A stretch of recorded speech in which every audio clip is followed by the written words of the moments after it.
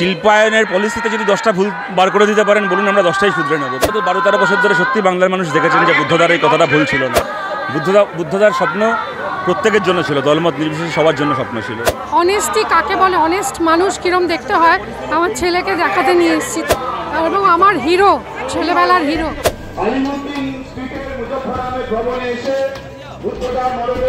বুদ্ধদেব ভট্টাচার্য আমাদের মূল্যবোধের শিক্ষক, আমাদের প্রজন্ম অভিভাবক হারা হয়েছে। তাদের মনে আর মাথায় রয়েছে এই পশ্চিমবঙ্গের শিল্প হবে, চাকরি হবে। রাজনীতিতে সৌজন্যতা খুব প্রয়োজন। পশ্চিমবঙ্গের মানুষের স্বপ্ন তো অনেকদিন আগেই মৃত্যু ঘটেছে, কিন্তু আজকে সেই মানুষটার মৃত্যু ঘটলো। পশ্চিমবঙ্গের মানুষ আবার নতুন করে স্বপ্ন দেখতে চান বলেই এত হাজার হাজার মানুষ দেখছেন এখানে জড়ো হয়েছে। বুদ্ধবাবুর চলে যাওয়া আমাদের পার্টি বাম আন্দোলনের সার্বিক ক্ষতি। এই 13 বছরে ওনার সঙ্গে কি অন্যায় করা হয়েছিল, পশ্চিমবঙ্গের সঙ্গে কি অন্যায় করা হয়েছে। আজকে নয়, 11 সালেই সেই শিল্পের কফিনে পেরেক পোতা হয়ে গেছে। এই স্লোগানটা ওনারই তৈরি, কৃষি আমাদের ভিত্তি, শিল্প আমাদের ভবিষ্যৎ। 11 সাল থেকে পশ্চিমবঙ্গ অনুভব করছে বুদ্ধবাবুর মতন একজন নেতৃত্বের অভাব। এমন অনেক কিছু জিনিস যে আমরা করতে পারি না, সেগুলোকে কীভাবে নিজে নিজে করে নিতে হয় বুদ্ধ ভট্টাচার্য আমাদের শিখিয়ে গেছেন। বঙ্গ রাজনীতিতে প্রভাব পড়বে।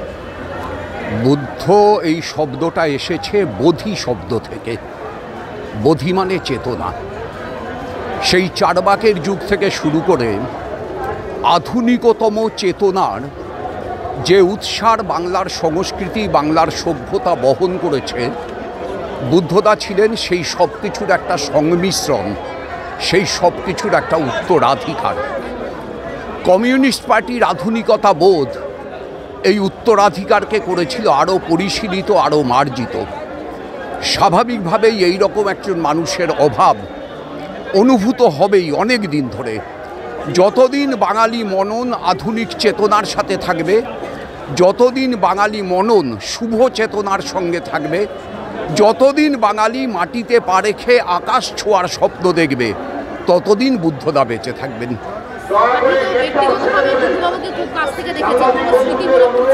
অনেক স্মৃতি, অনেক স্মৃতি, অজস্র স্মৃতি। 1989 লোকসভা নির্বাচন, আমি বক্তৃতা করে নেমেছি, বুদ্ধদা বক্তৃতা করতে উঠছেন। তার আগে বুদ্ধদা 20 মিনিট আমার বক্তৃতা শুনেছেন। পরের দিন আলিমুদ্দিন স্ট্রিটে বুদ্ধদার সাথে দেখা, আমার পিঠে হাত রেখে বললেন, তুমি তো খুব ভালো বলো। আমি একটু হাসলাম। বললেন, আমি মানবমণ্ডল ওদের কাছ থেকে শুনেছি তুমি ভালো বলো, এত ভালো বলো সেটা জানতাম না। আমি আবার হাসলাম।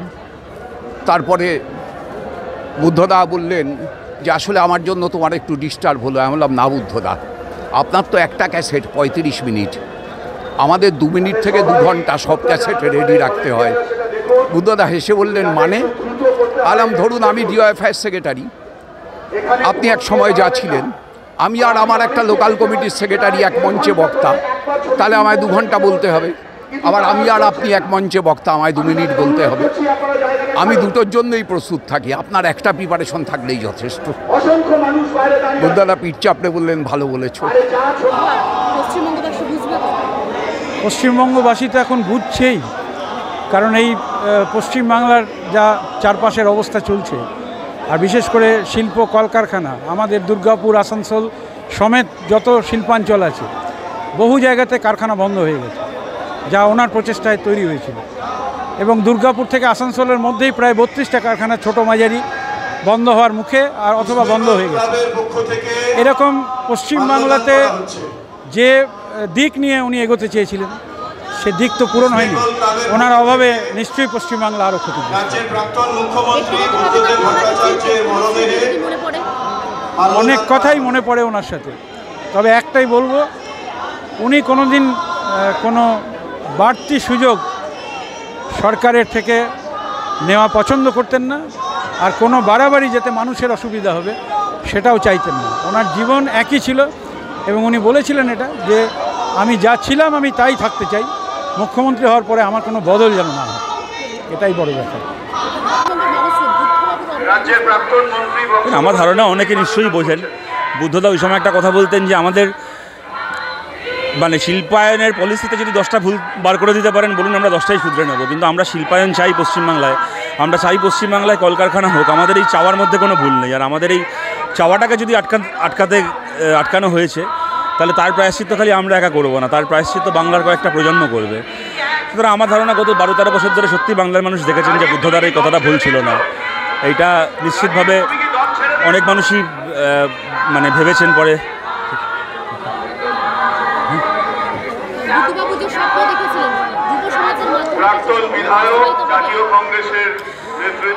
নিশ্চয়ই আমরা চাইবো সেটা হোক, আমরা বিশ্বাস করি সেটা হবে। একটা কথা বলতে পারি, বুদ্ধবাবুর এই স্বপ্ন খালি বামপন্থী যুবকদের জন্য ছিল না। যে দলেরই যুবক হয়ে থাকুক, সমর্থক হয়ে থাকুক, কেউ কোনো দলের সমর্থক নয়, সাধারণ একজন যুবক হয়ে থাকুন, বুদ্ধদার স্বপ্ন প্রত্যেকের জন্য ছিল, দলমত নির্বিশেষে সবার জন্য স্বপ্ন ছিল। তো আমরা চাই দলমত নির্বিশেষে সবাই মিলেই সেই স্বপ্ন সফল করবেন, আমাদের এটা বিশ্বাস, আমাদের আশায় আমাদের বিশ্বাস। এটা আমরা তো কাল থেকেই সেই অভাব বুঝতে পারছি, অভিভাবকহীন একটা আমরা প্রতিবেশী এবং একজন এমন মানুষ যিনি হচ্ছেন অনেস্টি কাকে বলে, অনেস্ট মানুষ কীরম দেখতে হয়, আমার ছেলেকে দেখাতে নিয়ে এসেছি তাই, যে দেখো এই মানুষটার মতো হতে হবে, এরকম একটা জীবন হয়, পলিটিক্যাল জীবন, সেটা দেখার মতো। হ্যাঁ, ব্যক্তিগত স্তরে চিনতাম এবং আমার হিরো, ছেলেবেলার হিরো। বুদ্ধদেব ভট্টাচার্য আমাদের প্রজন্মের নেতা, 9.5 কোটি মানুষের নেতা, গোটা দেশের নেতা। বুদ্ধদেব ভট্টাচার্য তরুণ প্রজন্মের বেঁচে থাকার জন্য আজকের সমাজ কিভাবে এগোতে পারে, সরকার কি কাজ করতে পারে, তার ভিশনারি ছিল। বুদ্ধদেব ভট্টাচার্য আমাদের মূল্যবোধের শিক্ষক। বুদ্ধদেব ভট্টাচার্যকে হারিয়ে আমাদের প্রজন্ম অভিভাবক হারা হয়েছে। তার সারা জীবন থেকে যা শিখেছি সেটাকে এগিয়ে নিয়ে যাওয়াই তার প্রতি শ্রেষ্ঠ শ্রদ্ধার্ঘ্য হবে। কমরেড বুদ্ধদেব ভট্টাচার্যের স্বপ্ন এবং তাকে বাস্তবায়িত করার পরিকল্পনা, এই অগণিত যারা আজকে আমরা এখানে উপস্থিত হয়েছি, তারা যারা উপস্থিত হতে পারেননি, তাদের মনে আর মাথায় রয়েছে এই পশ্চিমবঙ্গের শিল্প হবে, চাকরি হবে, হবেই। বিপ্লব তো থামানো যায় না, এই বিপ্লব কত দূর এগোবে? শিল্পের কারখানা দিয়ে ধোঁয়া বেরোনো, শ্রমিকের ভেতরে ঢোকা আর বেকারদের সংখ্যা কমানো, ততদিন পর্যন্ত এই লড়াই চলবে। আপনাদের মতন তরুণ প্রজন্ম যারা রাজনীতিতে এসেছে, অভিভাবকহীন হলেন? নিশ্চিতভাবে অভিভাবকহীন, কিন্তু অভিভাবকের স্বপ্নকে সত্যি করার পরিকল্পনা আর সাহস থেকে আমরা অভাব বোধ করছি না, সেটা আমাদের মধ্যে। পশ্চিমবাংলা সৌজন্যর একটা সাক্ষাৎ দেখলাম আমরা, মমতা বন্দ্যোপাধ্যায়, অভিষেক বন্দ্যোপাধ্যায়রা এলেন, শ্রদ্ধা জানালেন, এটা আপনারা কিভাবে ব্যক্ত করছেন? রাজনীতিতে সৌজন্যতা খুব প্রয়োজন। বামপন্থীরা চিরকাল এই সৌজন্যতার রাজনীতিকে বাস্তবের মাটিতে সেখানে হাতে কলমে করে দেয়।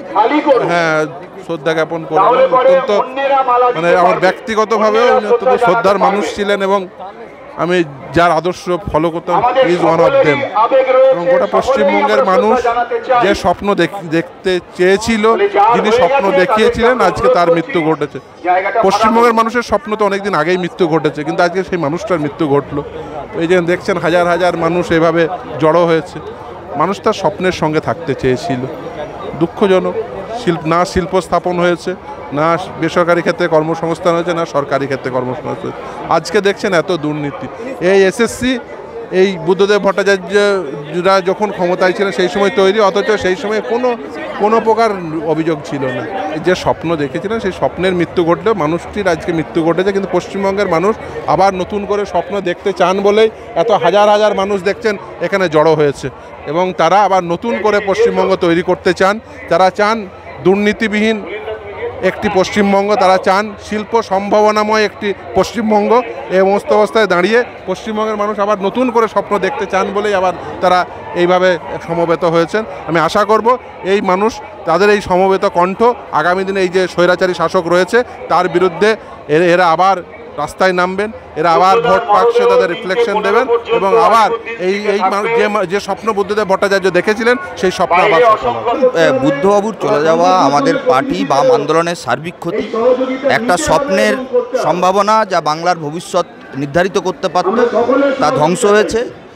একটা গান রয়েছে, মন্দ যেজন সিংহাসনে চড়ে, আজকে স্বাভাবিকভাবে বাংলার রাজনীতির একটা মহিরুহ পতন। আমাদের অবশ্যই আমরা বামপন্থী কর্মী সমর্থক যারা, আমরা চেষ্টা করব বুদ্ধবাবুর অপূর্ণ স্বপ্ন তাকে পূরণ করবার। একদম একদম। দেখুন, আমাদের বাম রাজনীতিতে তো নিশ্চিতভাবে এরকম বিষয় নয়, কিন্তু অবশ্যই একজন নেতা, আমাদের জননেতা, বাংলার মানুষের কাছে আবেগ, স্বপ্ন, যিনি বাংলাকে স্বপ্ন দেখিয়েছিলেন, আজকে তার চলে যাওয়া নিশ্চিতভাবে আমাদের কাছে ক্ষতি। চেষ্টা করব, আমরা নিশ্চিতভাবে চেষ্টা করব, এই স্বপ্ন পূরণ করাটাই আমাদের বড় কাজ।